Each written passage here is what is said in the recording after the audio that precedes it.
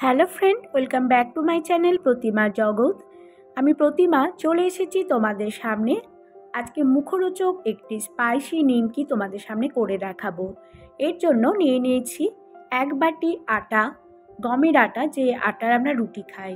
তার মধ্যে নিয়ে নেব ছোট বাটির 1 বাটি সুজি, আর নিয়ে নেব বেসন, সেই মাপেরই ছোট বাটির 1 বাটি বেসন, স্বাদ মতো লবণ নিয়ে নিলাম। এবার আমি তার মধ্যে নিয়ে নেব হাফ চামচ কালো জিরে, আর তার মধ্যে আমি নিয়ে নেব জিরে। এখানে হাফ চামচ পরিমাণ আমি নিয়ে নিয়েছি গোটা সাদা জিরে। কাস্তুরি মেথি নিয়ে নিলাম হাফ চামচ পরিমাণ, আর নিয়ে নেব কিছুটা ধনে পাতা কুচি, আর কিছুটা নিয়ে নেব আমি এখানে কাঁচা লঙ্কা কুচো করে তার মধ্যে দিয়ে দেব। এবার প্রত্যেকটা জিনিস শুকনো অবস্থাতে কিন্তু আমি খুব ভালো করে হাত দিয়ে কিন্তু মিশিয়ে নেব। তো এইভাবে হাত দিয়ে দিয়ে সমস্ত কিছু কিন্তু ভালো করে মিশিয়ে নিতে হবে, যেন প্রতিটি ময়দার কোনায় কোনায় সেগুলো ভালোভাবে মিশে যায়। আমি কিন্তু এর মধ্যে আর কোনো মশলা দেব না, আমার মশলা দেয়া কমপ্লিট হয়ে গেছে।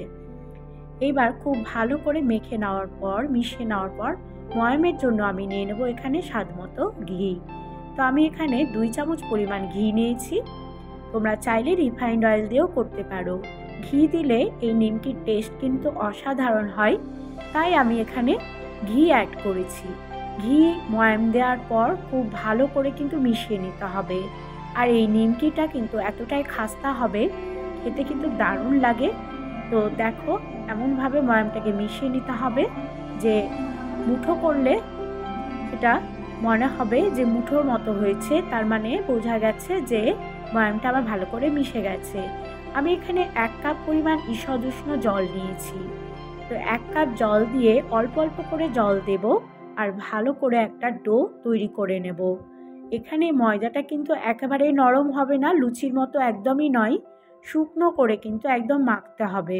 তাই অল্প অল্প করে জল দিয়ে দেখে নিতে হবে যে কতটা জল আরও লাগবে। তো এইভাবে নিমকির ময়দাটা কিন্তু খুব শুকনো করে মেখে নেব। এখনও আমার একটু শুকনো আছে। এবার বাকি জলটাও কিন্তু আমি একটু একটু করে দেব, দিয়ে খুব ভালো করে মেখে নেব। তো এইভাবে তোমরা বাড়িতে তৈরি করে নিতে পারো এই নিমকি। দেখো, আমার পুরো জলটা লাগেনি, 1 টেবিল চামচ পরিমাণ জল কিন্তু থেকে গেছে। পুরো জলটা দিলে কিন্তু নিমকির এই আটাটা একেবারে নরম হয়ে যাবে, তাই শুকনো করে করে মেখে নিতে হবে। তো এইভাবে একটা ডো আমি তৈরি করে নিয়ে 10 মিনিটের জন্য রেখে দেব রেস্টে। একটু ঢাকা দিয়ে রেখে দেব 10 মিনিটের জন্য। এবার 10 মিনিট পর ফিরে এসেছি।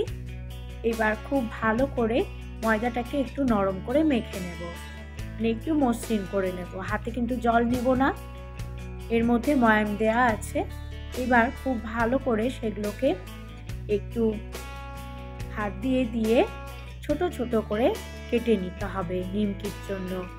তো এইভাবে অল্প অল্প করে ময়দা কিন্তু হাত দিয়ে দিয়ে আমি নিয়ে নিচ্ছি, আর সেগুলোকে কিন্তু বলের মতো করে প্রথমে আমি গড়ে নেব।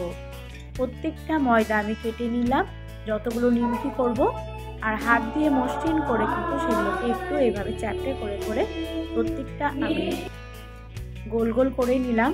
এবার একটি ছোট স্টিলের প্লেট নিয়েছি, তার মধ্যে ঘি লাগালাম, আর একটি বাটি নিয়েছি, বাটির মধ্যেও কিন্তু আমি একটু ঘি লাগিয়ে নিলাম।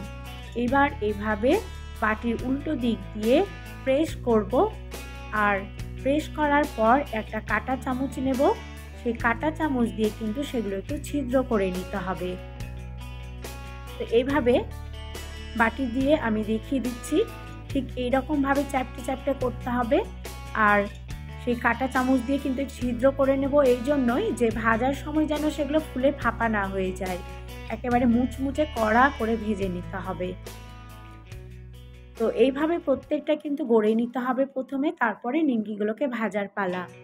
বন্ধুরা, এই নিমকি করলে কিন্তু ভীষণ ভালো লাগে, বিকেলে চায়ের সাথে অসাধারণ লাগে। এই নিমকি তোমরা করে নিয়ে রেখে দিতে পারো একটা কৌটোর মধ্যে, আর অনেক দিন পর্যন্ত ভালো থাকবে এই নিমকি, প্রায় 2 মাস পর্যন্ত ভালো থাকবে। এবার আমি একটি কড়াই চাপিয়েছি, তার মধ্যে নিয়ে নেব খানিকটা পরিমাণ তেল। তো আমি এখানে সর্ষের তেলে ভেজেছি, চাইলে তোমরা রিফাইন্ড অয়েলেও ভাজতে পারো। তেলটা খুব ভালো করে প্রথমে গরম করে নেব। লো টু মিডিয়াম ফ্লেমে কিন্তু সেগুলোকে মুচমুচে কড়া করে ভেজে নিতে হবে।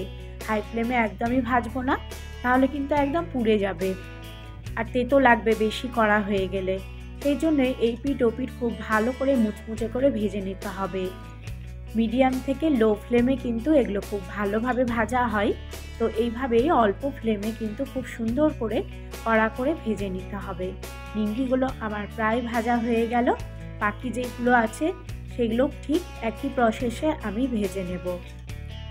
তো বন্ধুরা, এইভাবে তোমরা করে নিতে পারো। এই অসাধারণ টেস্টি স্পাইসি নিমকি ভীষণ সুন্দর লাগে খেতে। আর বাড়িতে তৈরি করে রাখলে, বাড়িতে অতিথি আসলে চায়ের সাথে কিন্তু বিস্কিট না দিয়ে এই নিমকি দেয়া যেতে পারে। এই ছিল আজকের রেসিপি। ভালো লেগে থাকলে অবশ্যই সাবস্ক্রাইব করবে।